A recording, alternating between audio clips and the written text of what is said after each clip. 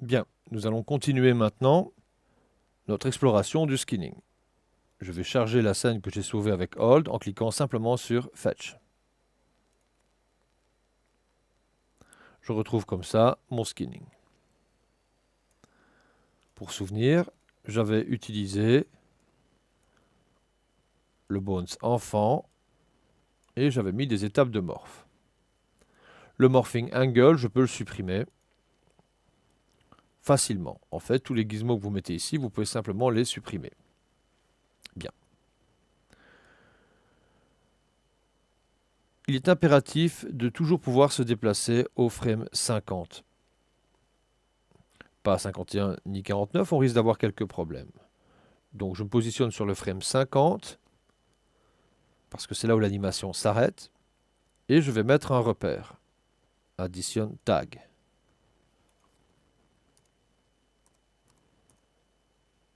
Morph. Ce principe que je viens de voir ici, nous l'avons vu déjà précédemment dans la formation. Comme ça, je peux directement me retrouver au début de l'animation, sélectionner les vertex qui me créent un problème,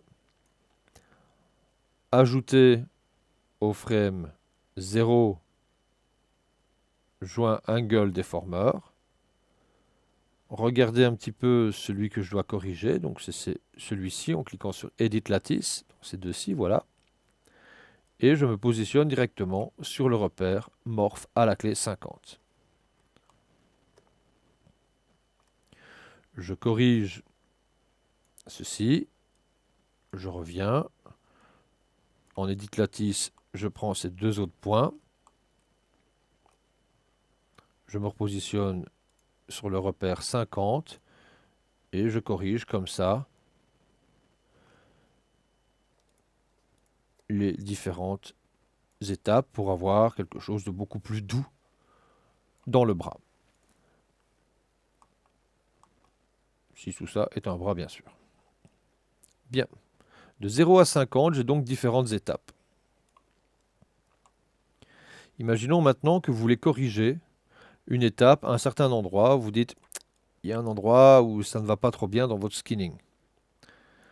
On va donc utiliser l'utilitaire Snapshot. L'objet est sélectionné. Je vais utiliser l'option Range de 0 à 50 dans notre cas. Voici. Je vais demander 3-4 copies, je verrai bien. Voici les copies. Pour éviter tous les problèmes, mon objet qui est skinné, je vais faire CTRL-I pour sélectionner toutes les autres géométries. Attention, si vous faites CTRL-I, vous sélectionnez aussi tous les bones. Pour éviter ce désagrément, vérifiez bien le cylindre que vous avez sélectionné. Vous pouvez basculer en mode géométrie. Si vous faites CTRL-I, vous ne sélectionnez à ce moment-là que toutes les géométries et non pas celle-là, c'est-à-dire celle qui était skinnée. L'étape du début ne m'intéresse pas. Celle-ci, pourquoi pas, mais celle-ci, on verra bien après. Bien, j'ai maintenant mon skinning et différentes copies des étapes. Imaginons qu'à un moment, j'aimerais bien travailler différemment certaines choses. Je vais donc utiliser celui-ci. Je vais changer Soft Selection, l'échelle du bas. Voici. Je vais prendre maintenant les autres points. Soft Selection. Changer l'échelle du bas.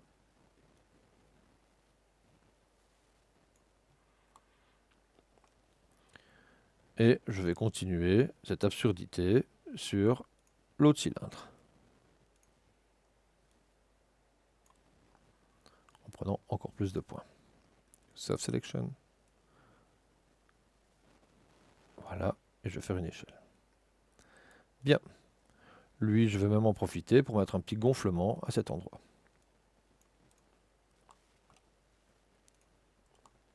Je reprends mon objet.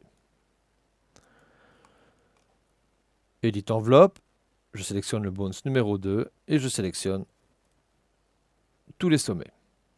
J'ajoute maintenant Morph Angle, puis la croix pour l'ajouter.